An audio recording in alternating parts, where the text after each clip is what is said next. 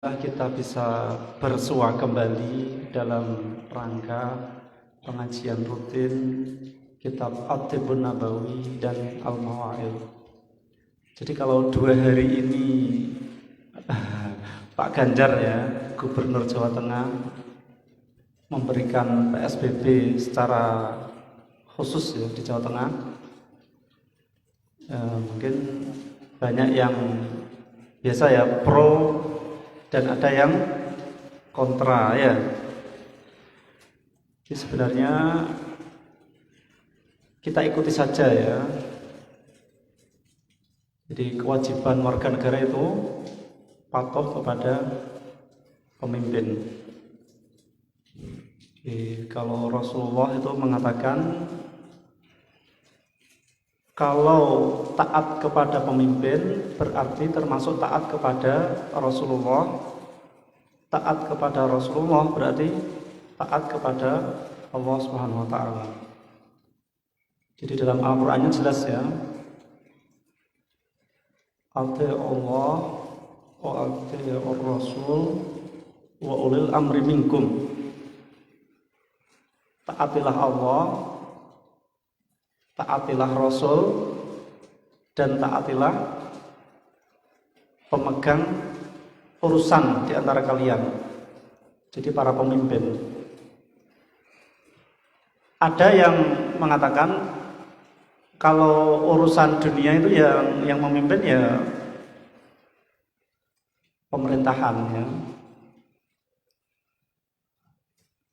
Kalau urusan akhirat ya para ulama ya. Jadi bahkan ulama ini memimpin di atas para umara ya. Jadi negara itu bisa tegak kalau ulama dan umara ini bersatu. Jadi pemimpinnya dan orang alimnya ini saling bekerja sama. Nah, ulama yang baik itu yang sering didatangi oleh para umara ya. Sebaliknya kalau ada ulama kok sering mendatangi umara, nah ini pasti ada apa-apa ya. Pasti ada maunya ya. Jadi kalau umara yang baik ya sering meminta fatwa, meminta doa restu, meminta hal-hal yang berkaitan dengan kemaslahatan umat, kemaslahatan negaranya ya. Nah, kalau ada ulama, kalau ada kepentingan tertentu yang membawa kemaslahatan, ya boleh-boleh saja ya. Semisal dulu Syekh Abdul Hasan Asadali itu kan walaupun wali kutub ya, walaupun ulama, dia mendatangi pemimpin dalam rangka untuk membawa misi, membawa aspirasi dari masyarakat. Jadi kalau ada tujuan baik tidak masalah. Dan yang penting jangan menentang pemerintahan yang sah ya. Karena itu termasuk bogot ya, termasuk apa? Pembangkangan, pemberontakan ya. Nah, kalau ingin memberi masukan ya, memberi nasihat, nah itu ada contoh yang bagus ya. Itu bisa digandeng tangannya, terus disampaikan nasihatnya dengan baik ya. Jadi kalau Rasul itu melarang apa? Jangan sampai mengacungkan pedang kepada pemimpin ya. Jadi pemimpin harus tetap kita hormati ya. selama dia berada di jalan yang lurus, ya, kita dukung terus ya. Kalau ada kekeliruan karena itu manusia ya diingatkan dengan baik ya. Saya kira cukup untuk pembukaannya. At-Tibbun Nabawi halaman 44. Wa fi Sunan Ibnu Majjahin lan iku ing dalam kitab Sunan Ibnu Majjah an Aliyin saking sahabat Ali nazala utawa dawuh nazala maknane nazala temurun sapa Jibril malaikat Jibril ala nabi ing atase Kanjeng Nabi sallallahu alaihi wasallam bihijamatil akhdi aini kelawan nyantuk otot loro iringane gulu wal kahililan pundak. Dalam kitab Sunan Ibnu Majah ada riwayat dari sahabat Ali bahwa Nabi itu didatangi malaikat Jibril. Jadi malaikat Jibril membekam dua otot leher kanan kiri ya, dan di pundak. Wa fi Sunani Abi Dawud lan iku ing dalam kitab Sunan Abi Dawud min hadits Jabirin sang hadis sahabat Jabir anna nabiyya utawi dawuh anna nabi maknane sak temene Kanjeng Nabi sallallahu alaihi wasallam iku ihtajama cantuk sapa Kanjeng Nabi fi warikihi ing dalem bokonge Kanjeng Nabi pantat miwanan saking arah payah kana kang tinemu apa wanan iku bihi kelawan Kanjeng Nabi.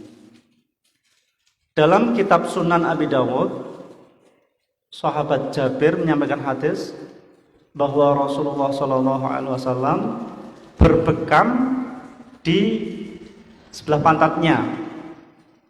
Ini karena ada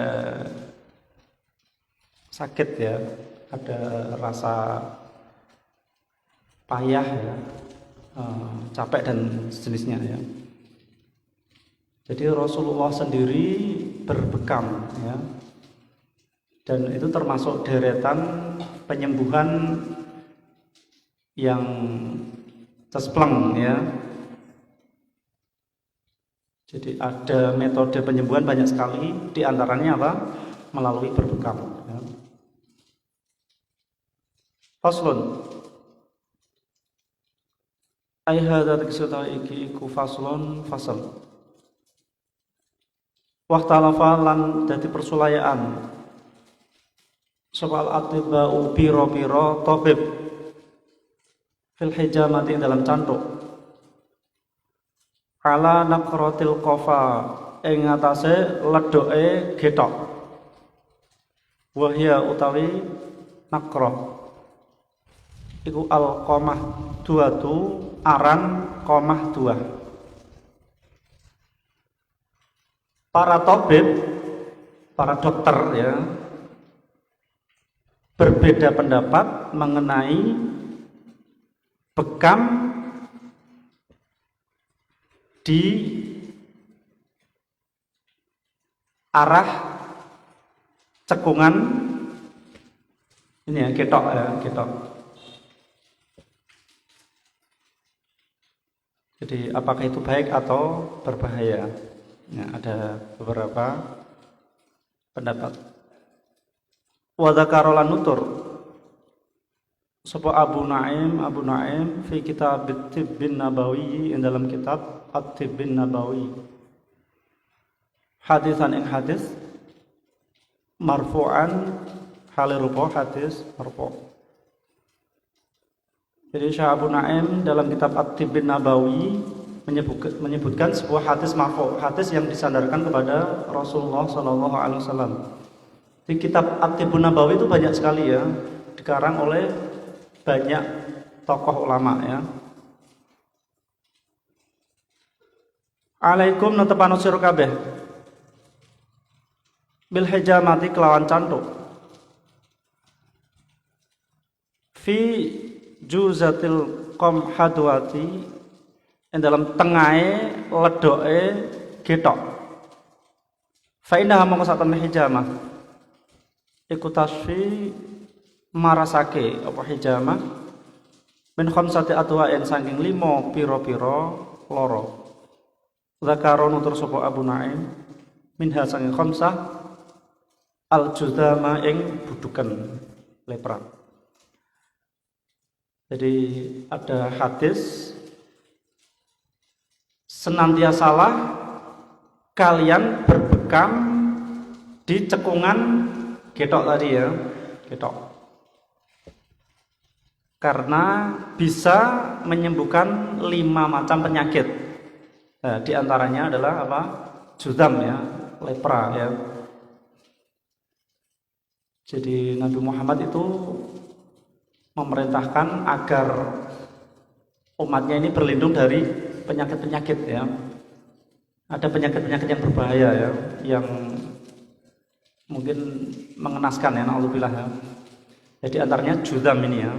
Jadi lepra. Lepra itu kalau jari jemari ini ya lama-lama mengering, terus memerah, terus menghitam, terus rontok ya. Jadi hancur, naudzubillah. Ada lagi penyakit junun ya, gila. Gila itu juga kita harus menjauhi ya, harus berlindung agar tidak terkena gila ya. Gila yang sebenarnya ya. Nah, wal jununu fununu. Gila itu kan banyak sekali macamnya ya. Ada yang dimaksud gila adalah gila sebenarnya ya. Sebab ada ya orang pura-pura gila ya. Kaya wong edan ya. Tapi nak nyabrang ngerti ya, ngerti ono motor minggir ya. Nong itu ayu ngelirek ya. Saudari dit 100.000 gelem nampani ya. Dikai 100 rupiah moh ya. Kira-kira edan apa ngedan ya. Jadi banyak orang gila ya. Orang gila itu bermacam-macam ya. Nah, kalau dalam arti kiasan ya mungkin gila harta, gila tahta, gila wanita ya. Ya. Kedanan ya. Wa fi hadisin lan ing dalam hadis akhara kang liya. Alaikum nantepano sira kabeh. Bil hijamati kelawan cantuk. Fi juzatil qamhadwati ing dalam tengahe ledoke getok. Fa innaha mongko sak temene hijamah iku syifaun tombo minisnaini saking loro wasabina lan 72 apa nidaan penyakit. Ada hadis yang lain, selalulah kamu untuk berbekam di cekungan getok ya. Karena menjadi obat dari 72 penyakit ya. Jadi ini sabda Rasul. Nah, itu bisa diteliti ya, kira-kira penyakitnya apa yang bisa disembuhkan melalui bekam di daerah ini ya. Getok ya. Getok itu bahasa Indonesianya apa? Hah? Kalau istilah Abdul Qafa ya, Abdul Qafa itu hambanya getok tadi ya. Abdul Qafa itu berarti apa? Tukang turu ya. Ya. Ada Abdul Butun ya. Apa? Hambanya perut ya. Berarti apa? Tukang mangan ya. Ya. Jadi istilah-istilah ya, istilah-istilah. Saya kira cukup Al-Mawa'id. Dibuka halaman hampir-hampir hatam ini ya.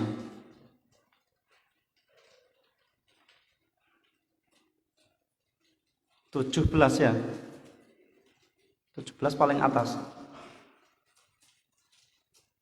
Wal af'alu lan utawi pira-pira penggawean al-dzamimatu kang diwada iku katsiratun akeh. Jadi perbuatan yang tercela itu banyak sekali. Amaliyah yang jelek ya itu tak terhitung ya. Kal akidati kaya akidah al-fasidati kang rusak. Wartika bil ma'asi lan nglakoni pira-pira maksiat. Watarkit taubati lan ninggal tobat. Jadi contoh hal-hal yang jelek ya. Akidah fasidah ya. Jadi keyakinan yang rusak.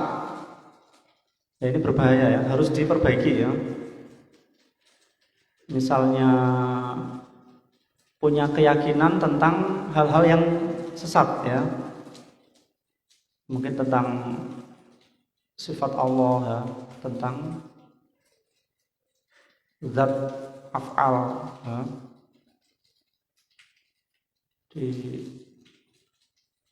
akidah yang menyimpang harus apa? Diluruskan ya. Jadi jangan sampai punya keyakinan yang tidak benar ya.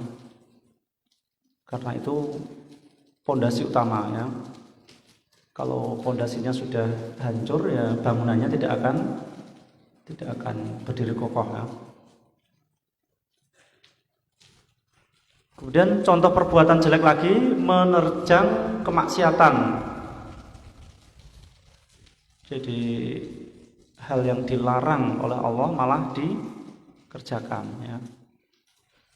Kemudian tarkit taubah, meninggalkan taubat. Jadi tidak mau bertaubat. Mengko ya. Alah tobat kok nak wis tuwa wae. Alah kok nak ngenteni wis mati. Padahal orang tidak tahu ya, apakah dia akan hidup sampai tua, tidak tahu kapan matinya. Jadi taubat itu harus segera ya. Taubat itu tidak boleh ditunda ya. Wal jahli lan bodoh bil faraidhi kelawan pira-pira fardu was sunani lan pira-pira sunnah. Wal batalati lan nganggur anil amali sangking ngamal. Contoh keburukan lagi, bodoh terhadap hal-hal fardu maupun sunnah. Jadi tidak mau tahu menahu tentang mana kewajiban, mana kesunahan. Dan contoh lain, menganggur ya, anggur-angguran ya. Jadi tidak mau beraktivitas, tidak mau produktif ya. Itu termasuk menuruti hawa nafsu ya. Pengennya ongkang-ongkang, pengennya apa? Kipas-kipas atau duit kan? Ya.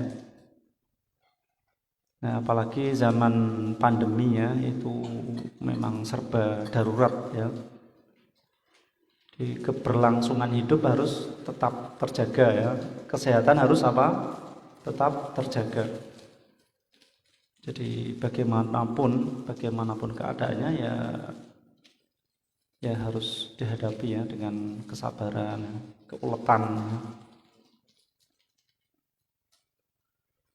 wal makri lan nyandupaya, wal hilati lan ngrekodaya, wal khiyanati lan khianat cidro, wal hirsi lan lobo donya rakus keduniawian, wat tama'i lan tomak.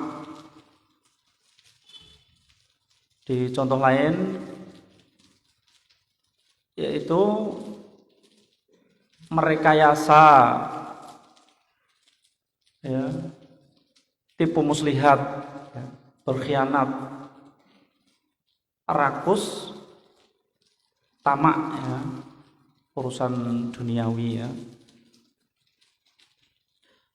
Wal maili lan condong, ma'al hawa sartane hawa nafsu, inda kulli syahwatin, dalam ngersane saben-saben syahwat, fil muharramati dalam pira-pira perkara kang diharamake, wasima'il malahi lan ngrungokake pira-pira alat lelahan, wasyuhudil mungkarati lan nyekseni pira-pira kemungkaran. Jadi hatinya condong menuruti hawa nafsu pada hal-hal yang diinginkan padahal diharamkan. Jadi maunya yang enak-enak, ya, maunya yang nikmat-nikmat padahal itu terlarang, ya. Memang neraka itu dikepung, ya, dikelilingi dengan hal-hal yang nikmat-nikmat, ya. Ya, omben-omben, ya, madon, terus mungkin apa, judi, ya, dan sebagainya, ya. Jadi kalau melakukan itu semua berarti dia apa, menerjang pagar, ya, sehingga dia nanti akan terjerumus ke neraka, ya. Kemudian di sini diterangkan sima'il malahi, mendengarkan alat-alat di sini maksudnya yang melalaikan, ya. Nah, para ulama itu menghukumi, ya, bagaimana apakah alat musik itu halal atau haram, ya. Jadi kalau mau jujur, ya, jujur, ya, orang jujur-jujur, ya. Jadi kalau di kalangan ulama sufi itu justru apa? Ada alat-alat tertentu, ya, yang justru menambah, mendekatkan diri kepada Allah Subhanahu wa taala, ya. Jadi contoh misalnya, ya, misalnya rebana, ya, kalau zaman sekarang, ya. Kalau zaman dulu sudah ada, ya. Jadi misalnya ada kendang, ya, yang ditabuh, ya. Ada di situ lantunan, bahkan sholawat, ya, atau siiran-siiran, ya. Zaman Nabi itu sudah ada, ya. Ada yang sampai berjoget, ya. Berjoget itu maksudnya menari tapi ringan, ya, karena saking bahagianya, saking senangnya perasaannya, ya. Sahabat Abu Bakar sendiri pernah, ya, saking senangnya terus apa, memutar tubuhnya, ya. Jadi seperti orang menari, ya. Nah, mungkin terus diteruskan oleh Syekh Jalaluddin Ar-Rumi, ya, yang punya apa, tarian apa, tarian sufi itu, ya, memutar itu, ya. Orang ngeluh, ya, pusing, ya. Itu topinya panjang, ya, itu melambangkan apa, patok, ya. Jadi batu nisan.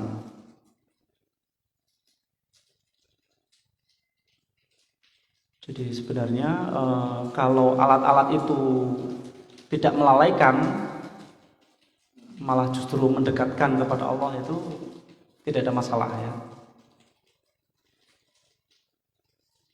Ya. Kalau Imam Ghazali dalam Ihya-nya itu juga nggak apa-apa ya. Jadi ada lagu-lagu tertentu yang justru apa? Nanti membuat orang ini mencapai puncak kedekatan diri kepada Allah ya. Sampai sholawatan dibaca dengan biasa, dengan dilakukan, bahkan dengan diiringi dengan rebana, kira-kira lebih semangat mana? Ya, lebih semangat dilakukan, diiringi rebana ya.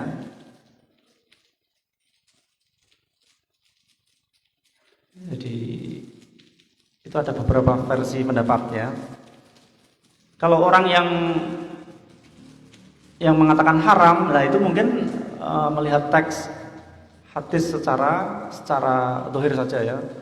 Memang ada alat tertentu yang dilarang ya. Contohnya seruling ya. Itu termasuk melalaikan ya, karena setan banyak bermain di situ ya. Dan sekali lagi kalau menurut ulama sufi tidak dilihat dari segi alatnya ya, tapi dilihat dari segi apa? Pengaruhnya ya. Melalaikan atau justru menambah syauq ya, menambah kerinduan ya terhadap Allah ya, terhadap Rasulnya, menambah mahabbah ya, kecintaan terhadap Allah dan Rasulnya ya. Jadi ada sudut pandang dalam memahami teks hadis ya. Saya kira cukup, semoga bermanfaat ya. Jadi saya kira kurang lebihnya mohon maaf ya. Wallahu a'lam bishawab. Wassalamualaikum warahmatullahi wabarakatuh.